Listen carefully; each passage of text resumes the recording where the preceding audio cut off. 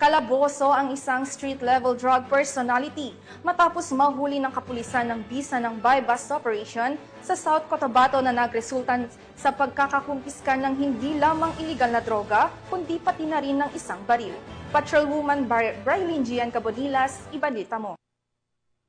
Ng mga otoridad ang iligal na droga at baril sa isang street-level individual sa isinagawang buy-bust operation sa Barangay GPS, Coronadal City, South Cotabato nito lamang ika-8 ng Hulyo 2025. Kinilala ni Police Lieutenant Colonel Peter L. Pinalgan Jr., hepe ng Coronadal City Police Station, ang suspect na si alias Bugoy, 30 taong gulang, isang vendor at residente ng poblasyon Tantangan, South Cotabato. Tandang alas 9 ng gabi nang isinagawa ng mga tauhan ng Coronadal City Police Station kasama ang South Cotabato Provincial Police Drug Enforcement Unit at First South Cotabato Provincial Mobile Force Company ang buy-bust operation kung saan naaresto ang suspect.